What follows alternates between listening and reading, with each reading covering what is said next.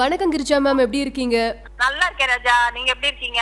நல்லா இருக்கேன் ma'am. Ma'am, நீங்க பிக் பாஸ் நிகழ்ச்சி பாக்குறீங்களா? எனக்கு சரியா பார்க்க முடியல ராஜா. எங்க பொண்ணு வீட்டுல வந்து அந்த இது இல்ல, ஃபெசிலிட்டிஸ் இல்ல. இருந்தாலும் இதுல பாப்பேன், நானு நெட்ல பாப்பேன். நெட்ல பாக்கும்போது 2 நாளுக்கு முன்னாடி உள்ளதுதான் எனக்கு வரும், ஸ்ட்ரைட்டா வராது. ஆனா ஃபாலோ பண்ண முடியல. ஆனா இங்க இந்தியா வந்த உள்ள எனக்கு வந்து காயோ பத்தி அது இதுன்னு சொல்லும் போது நான் ரொம்ப அப்செட் ஆயிட்டேன், வேற ஒண்ணும் இல்ல. ஓகே. சோ நிகழ்ச்சிக்கு போகும்போது வந்து காயத்ரி மேம் உங்ககிட்ட என்ன சொல்லிட்டு போனாங்க? என்கிட்ட வந்துமா இந்த மாதிரி சொன்னாங்க, இந்த மாதிரி ஜி டிவில கூப்பிட்டுருக்காங்கம்மா, விஜய் டிவில கூப்பிடுறாங்க. ஆனா வந்து நான் எதுக்கு போகணும்னு தெரியல, ஒரே கன்ஃபியூஸா இருக்கேன். ஜி டிவினா ஆல்ரெடி நான் பண்ண ப்ரோக்ராம் ஜட்ஜ்மெண்ட்டுக்கு, டான்ஸ பத்தி ஜட்ஜ்மெண்ட் தான். இது என்னமா நானும் பிக் பாஸ் பார்த்தது இல்ல. ஆனா வந்து இந்த மாதிரி பிக் பாஸ்ங்கிறாங்க, ஒரு வீட்டுல 14 பேர் ஒன்னா இருக்கணுமா, ஒன்னா சமைக்கணுமா, ஒன்னா சாப்பிடணுமா, அது எப்படி போகணும், டிவி எல்லாம் இல்லாம இருக்கணுமா, இந்த ஒரு நிகழ்ச்சி இருக்கு, நல்ல பேமெண்ட் தராங்க, நான் போட்டுமான்னு கேட்டேன் என்கிட்ட. நான் சொன்னேன், எதா இருந்தாலும் நீ வந்து உன்னோட டிசிஷன் எது நல்லது பார்த்து டிசைட் பண்ணிக்கோ. ஏன்னா எனக்கு விஜய் டிவிங்கும் போது அவங்க வந்து ரொம்ப டிராமா பண்ணுவாங்கம்மா, அது ஒண்ணு மனசுல வச்சுக்கோன்னு சொன்னேன் நானு. ஓ சரி சரி சரி. யாரோட இதாவதோ அவங்கள வச்சு டிராமா பண்ணி அவன் முன்னுக்கு வரதுக்காக மத்தவங்களை பலிகாடா ஆக்கிடுவாங்க, கேர்ஃபுல்லா இரு அப்படின்னு சொல்லியிருக்கேன் நான். இந்த மாதிரி கேக்குறாங்க, நான் எது பண்ணட்டும் தெரியல, ஒரே கன்ஃபியூஸா இருக்கேன். ஆனா விஜய் டிவி என்ன வந்து ஒரே கம்பல் பண்றாங்க, நல்ல ஷோ. ஆனா அந்த ஷோவை நான் பார்த்தது இல்ல. ஆனா ஒன்னும் பிரச்சனை இருக்காது போல, எனக்கு ஒரு சேஞ்ச் இருக்கும், டிஃபரெண்ட் ஷோ இல்லையா, சேஞ்ச் இருக்கும்னா சரி ஓகே கேரியா நீ போய் பண்ணி பாரு, நல்லா இருந்தா பண்ணு, இல்லன்னா எலிமினேட் ஆயிடுவா அப்படின்னு சொன்னேன். இப்போ சமீபத்துல கூட வந்து ஒரு சில புகார்கள் எழுந்திருக்கு, கமல்ஹாசன் உட்பட ஒரு சிலர் அரெஸ்ட் பண்ணணும் அப்படின்னு ஒரு புகார் எழுந்திருக்கு. அதை பத்தி நீங்க என்ன நினைக்கிறீங்க மேம்? எதுக்கு அரெஸ்ட் பண்ணாங்க? என்னங்க தப்பு பண்ணாங்க? யாரு கொலை பண்ணாங்களா, என்ன யாருக்கே திருந்தாங்களா, என்ன பண்ணாங்க அவங்களை அரெஸ்ட் பண்ணணும்னு? அதாவது அது வந்து கலாச்சார சீர்கேடா இருக்கு இந்த ஒரு ஷோ அப்படின்னு சொல்லி சொல்றாங்க. அது வந்து நடிப்பா இருக்கலாம் இல்லையா? எத்தனை டிவில சீரியல் வருது, அது எவ்வளவு கேவலமா எல்லாம் எடுக்கிறான், அதை கண்டிக்கிறீங்களா? கலாச்சார கேடு உள்ள சீரியல் எவ்வளவு இருக்கு தெரியுங்களா? ஒரு பெண்ணே கேவலப்படுத்தி நடக்கிற சீரியல்ஸ் எவ்வளவு வருது, அது கண்டிக்க மாட்டாங்களா?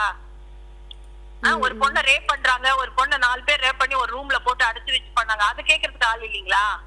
இந்த ஷோ வந்து காசுக்காக நடிக்கிறாங்க, அதுக்கு வந்து அரெஸ்ட் பண்ணலாம்னா இது என்ன? நல்ல திங்ஸ் மட்டும் நீ எடுத்துக்கலாமே, ஏன் அது கெட்ட திங்ஸ் மட்டும் எடுத்துக்கிறேன்? நீ நல்ல திங்ஸ் எடுத்தீங்கன்னா நல்லா போயிட்டே இருக்கலாம், கெட்ட திங்ஸ் எடுக்காத. நீ இல்லன்னா உங்களுக்கு பிடிக்கலையா பாக்காத, அதையும் பாத்துக்கிட்டு மத்தவங்களை ஏன் கஷ்டப்படுத்துறீங்க? புரியவே இல்லை. அவங்க காசுக்காக நடிக்கிறாங்க. நடிக்காங்கிறது உண்மையா ஃபுல்லா தெரியுது. ஃபுல்லா மேக்கப் போட்டுட்டு இருக்காங்க, ஃபுல்லா பாருங்க ரஜினி மாதிரி நடிக்கிறாங்க, கமல் மாதிரி நடிக்கிறாங்க, இதெல்லாம் நடிப்பு தானே? ஆமா மேம். இப்ப இந்த நிகழ்ச்சியே வந்து நீங்க சொன்ன மாதிரி ஒரு நடிப்பா அப்படிங்கிற ஒரு கேள்வி வந்து மக்கள் மனசுல இருக்கு.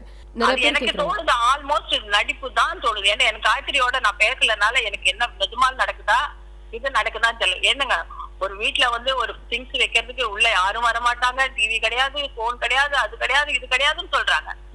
உள்ள இருக்கிற திங்ஸ் எல்லாம் வைக்கிறதுக்கு ஆள் வராம இவங்களா எடுத்து வைப்பாங்க சொல்லுங்க? எத்தனை பேர் வருவாங்க, செட்டு போடுறாங்க, அது போடுறாங்க, இது போடுறாங்க, எல்லாம் நடக்கிறது நடந்துட்டு தான் இருக்கு. எனக்கு தெரிஞ்ச விஷயம், என் மனசுல பட்ட விஷயம் சொல்றேன். ஐ திங்க் இது வந்து நடிப்பு தான். இது நடிப்புக்காக மத்தவங்க எல்லாம் கஷ்டப்படுத்திக்க வேண்டாம். இது ஜாலியா பார்த்துட்டு ஜாலியா என்ஜாய் பண்ணிட்டு போயிட்டே இருங்க. சோ அவங்களை கான்டாக்ட் பண்ண ட்ரை பண்ணீங்களா நீங்க? நான் இப்ப கூட ட்ரை பண்ணமா, யாரும் போன் எடுக்க மாட்டேங்கிறாங்க. பட் இந்த மாதிரி வந்து ஒரு 100 நாள் உள்ள இருக்கணும் அப்படிங்கும்போது சில பேக்கப் பிளான்ஸ் எல்லாம் எடுத்திருப்பாங்கல்ல, குடும்பத்துல இருக்கிறவங்க வந்து கான்டாக்ட் பண்ணணும்னா இவங்க மூலமா கான்டாக்ட் பண்ணலாம் அப்படிங்கிற மாதிரி. அது தெரியலையா? எனக்கு அது நான் சொல்றேன், நான் அமெரிக்கால இருந்தனால எனக்கு தெரியல. பாவம் இந்த பொண்ணு தானாவே எல்லாமே பண்ணிக்கிட்டு எல்லாமே பாவம் வந்து என்ன ஒரு உண்மையா நடிப்புன்னா ஓகே, நடிச்சுட்டு போறா, காசுக்காக நடிக்கிறாங்களாம். இது வந்து இந்த மாதிரி எல்லாம் பண்றாங்கன்னா நிஜமாவே மாட்டிக்கிட்டாலும் இருக்கேன். இவ்வளவு பெரிய பரணி வந்து இவ்வளவு சினிமால ஆர்டிஸ்ட் பண்ணி இவ்வளவு பண்ணிருக்காரு, அவ்வளவு இத்தனை பேரோட இருக்க முடியாத எத்தனையோ ஷூட்டிங்க்கு எத்தனையோ பேரோட நம்ம எல்லாம் எத்தனையோ நாள்ல வெளியூர்ல இருந்திருக்கோம் இல்லையா? இல்லன்னா அவர் நிஜமாவே நடிச்சாரு, உண்மையா நிஜமாவே உடம்பு சரியில்லாம போச்சான்றது டவுட்டா இருக்கு எனக்கு டோட்டலா என் பொண்ணை வந்து கேவலப்படுத்துறதுனால இந்த ஷோவே எனக்கு பிடிக்கல. ஓகே. சோ நீங்க சொன்ன மாதிரி காயத்ரி ரகுராம் மேம் பத்தி அவங்கள ட்ரால் பண்றவங்களுக்கு ஆஸ் அ மதரா, அவங்களோட அம்மாவா நீங்க என்ன சொல்ல நினைக்கிறீங்க?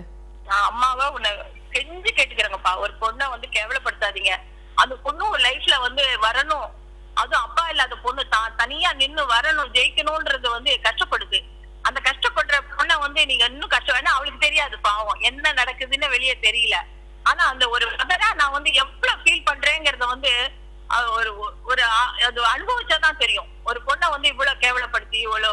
அசிங்கப்படுத்தி அவளை எவ்வளவு கேவலப்படுத்த முடியுமோ அவளை கேவலப்படுத்தி பண்றாங்கல்ல.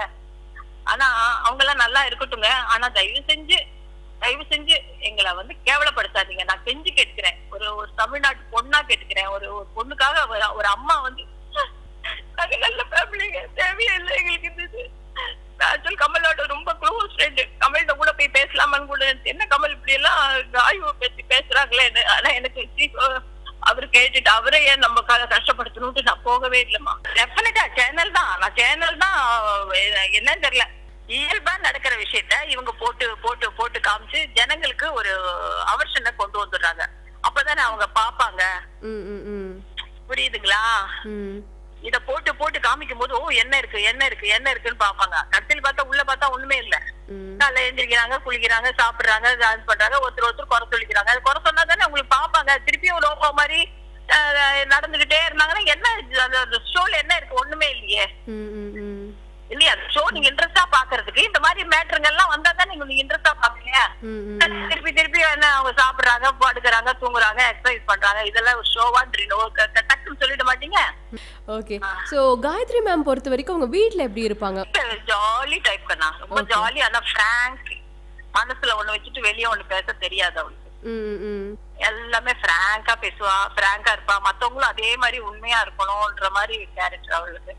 ரொம்ப எங்க வீட்டுல 23 வருஷமா எங்க வீட்டுல இருக்காங்க. ஒரு வேலைக்காரமா, டிரைவர் இருக்காங்க, வாட்ச்மேன் இருக்காங்க. அவங்க எல்லாம் நீங்க கேட்டு பாத்தீங்கன்னா காயத்ரி எந்த மாதிரி தெரியும். அவங்க இருக்கிற இடமே தெரியாது. சோ அவங்க அந்த அளவுக்கு பிராங்கா இருக்கிறதுனால என்னமோ இந்த பிக் பாஸ் வீட்லயும் வந்து மனசுல படுற விஷயங்களை எல்லாம் வந்து டக்குன்னு சொல்லிடுறாங்க, கேட்டுறாங்க.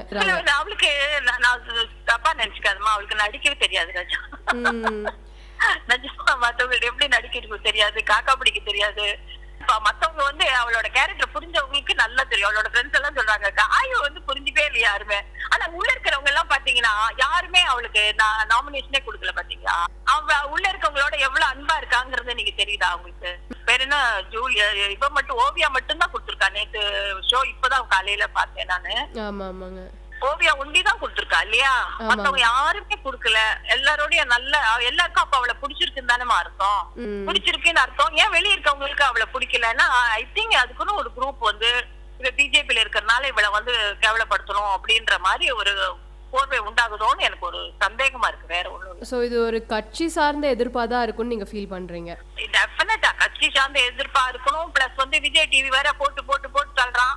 அதுல வந்து என்ன செய்யறாங்க, இதுதான் நடக்குது போல இருக்கு ஜனங்க சின்ன பசங்களுக்கு எல்லாம் அது இருக்கிற உண்மை என்ன, நடிக்கிறாங்களா, உண்மையா ஃபேக்கா எதுவுமே தெரியும். அவங்களுக்கு புரிஞ்சுக்குள்ள தன்மை இல்ல போல இருக்கு. அதனாலதான் எழுதுறாங்க அவங்க. அதுல என்ன புரிஞ்சுக்குள்ள தன்மை இல்லாதனால எழுதுறாங்க. ஒரு பொண்ணை வந்து அது பாதிக்குமேன்ற ஒரு கவலையே இல்ல. அவங்க வீட்லயும் அம்மா, பொண்டாட்டி, குழந்தைங்க எல்லாம் இருக்கும், பெண் குழந்தைங்க எல்லாம் இருக்கும் இல்லையா?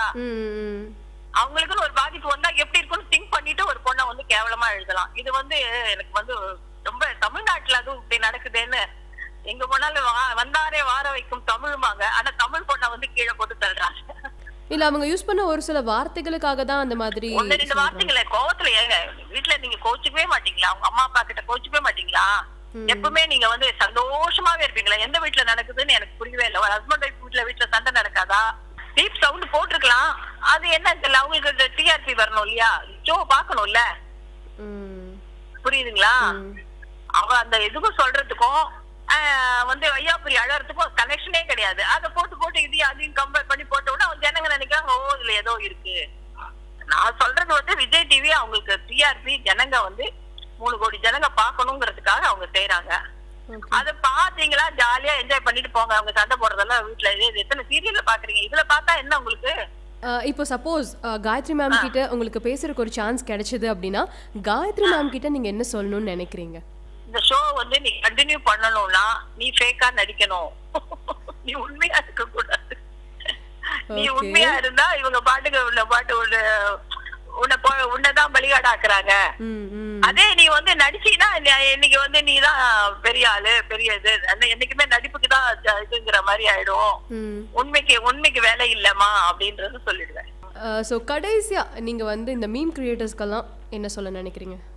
மீம் கிரியேட்டர்ஸ்க்கெல்லாம் தயவு செஞ்சு நான் நீங்க அம்மாவா எடுத்துக்கல, ஒரு இதா எடுத்துக்கல, நான் கூட ஒரு ரிக்வெஸ்ட் பண்றேன். அவளை பத்தி கொஞ்சம் தயவு செஞ்சு கேவலமா எழுதாதீங்க.